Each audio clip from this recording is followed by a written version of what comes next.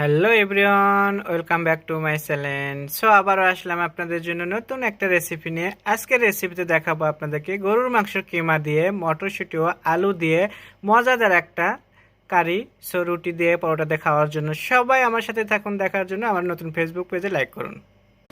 আসসালামু আলাইকুম, সবাই কেমন আছেন? আশা করি সবাই ভালো আছেন। স্বাদ ও স্বাদের গল্পের সাথে আবারও আসলাম আপনাদের জন্য নতুন একটা ভিডিও নিয়ে। আজকের ভিডিও থাকতেছে গরুর মাংসের কিমা দিয়ে আজকে একটা কারি করে দেখাবো। তার সাথে আমি কি কি উপকরণ রেখেছি সেটা দেখাচ্ছি।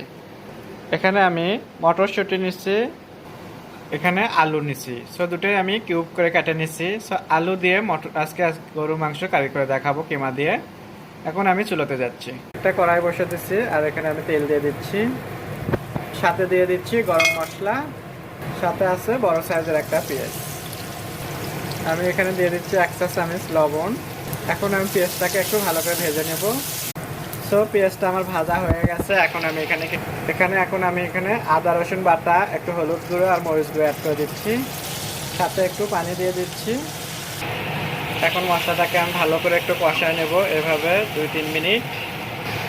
সো গ্রেভিটা দেখতেই পাচ্ছেন আমার কষাতে কষাতে তেলের উপর উঠে গেছে। এখন আমি এখানে একটু কালারের জন্য কাশ্মীরি পাউডার দেবো। এখানে কাশ্মীরি পাউডার দিচ্ছি, দিয়ে আমি আবার একটু মিশিয়ে নেব। গ্রেভিটা আমার কষানো হয়ে গেছে। এখানে আমি এখন কিমাটা অ্যাড করে দিচ্ছি। এখন এটাকে ভালো করে আমি গ্রেভির সাথে মিশিয়ে নেব। এভাবে নিয়ে আমি এটাকে ভালো করে রান্না করে নেব। সো এখানে দেখতেই পাচ্ছেন কিমাটা আমার কষানো হয়ে গেছে খুবই সুন্দর করে, একদম কিমা সেদ্ধ হয়ে গেছে 1/2%। এখন আমি এখানে আলু অ্যাড করে দেবো। সো আলুটা অ্যাড করে দিচ্ছি। আজকে খুবই মজাদার একটা রান্না করে দেখাবো আপনাদের। আলুর সাথে আমি মটরশুঁটিটাও অ্যাড করে দিচ্ছি।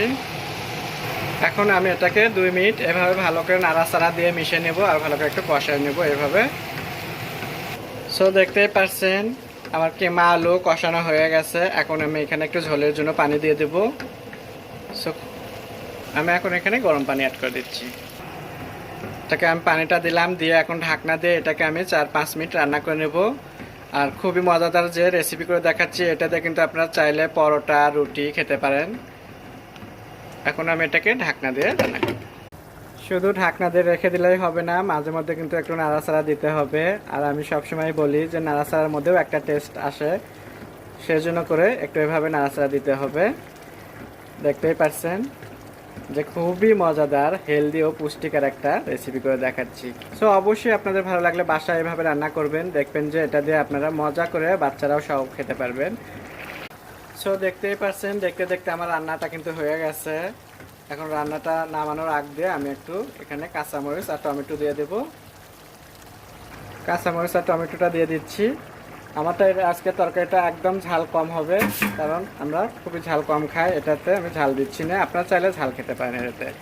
আর গরুর মাংস যেহেতু এখানে ধনেপাতা দেওয়ার কোনো দরকার নেই, আমি ধনেপাতা ছাড়াই আমি নামে রাখবো। এখন এটা এরকম একটু ঝোলঝোলি থাকবে, পাতলা ঝোলঝোল। এটা দিয়ে রুটি পরোটা খেতে খুবই মজাদার। সো আশা করি আপনাদের ভালো লাগবে। আপনাদের যদি ভালো লেগে থাকে, স্বাদ ও স্বাদের গল্পের সাথেই থাকবেন। বেশি বেশি শেয়ার ও কমেন্ট করুন। আমার ভিডিও নতুন নতুন দেখার জন্য সবাই আমার সাথেই থাকবেন।